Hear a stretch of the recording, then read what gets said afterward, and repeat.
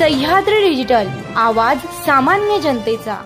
मी मंत्री होणार आहे, मला लाल दिवा मिळणार आहे, त्यामुळे मला मतदान करा असं 2024च्या विधानसभा निवडणुकीला अपक्ष निवडणुकीला सामोरे गेलेले स्वर्गीय माजी आमदार नारायण पवार यांनी तालुक्यातील तमाम मतदारांना आव्हान केलं होतं। परंतु त्यांचा पराभव दिलीप मोहिते पाटील यांनी केल्यानं त्यांची संधी हुकली। स्वर्गीय माजी नारायण पवार यांनी 20 वर्ष तालुक्याचं नेतृत्व करून ही त्यांना मंत्रिपदाची संधी मिळू शकली नाही। 15 वर्ष तालुक्याचे आमदारपद सांभाळणारे माजी आमदार दिलीप मोहिते पाटील 2024च्या विधानसभा निवडणुकीच्या रिंगणात उतरले। त्यांना निवडून द्या, तालुक्याला लाल दिवा देतो असं उपमुख्यमंत्री अजित पवार यांनी घोषित केलं।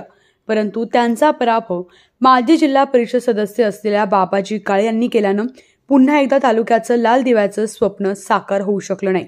त्यामुळे ज्यावेळी लाल दिव्याचा विषय येतो आणि लाल दिवा मिळण्याची संधी येते त्यावेळेस विद्यमान आमदार पराभूत होतो। याचा अर्थ लाल दिवा खेड तालुक्यासाठी शापित आहे का अशी चर्चा तालुक्यातील जनतेत सुरू आहे। खेड तालुक्यातील जनतेनं काँग्रेसनंतर राष्ट्रवादी काँग्रेसला बरेच वर्ष साथ दिली, तर 2 पंचवार्षिकला शिवसेना या पक्षाला साथ दिली।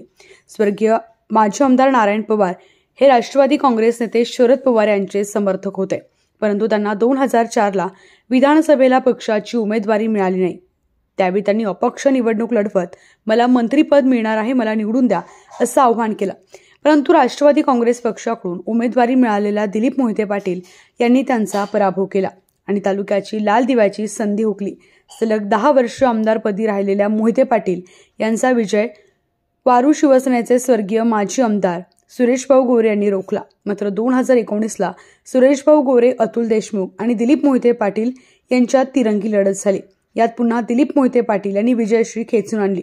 2024ला मोहिते पाटील यांना मंत्रिपदाची संधी निर्माण झाली, परंतु शिवसेनेचे बाबाजी काळे यांच्याकडून त्यांचा पराभव झाल्यानं पुन्हा एकदा तालुक्याचं लाल दिव्याचं स्वप्न पूर्ण होऊ शकलं नाही।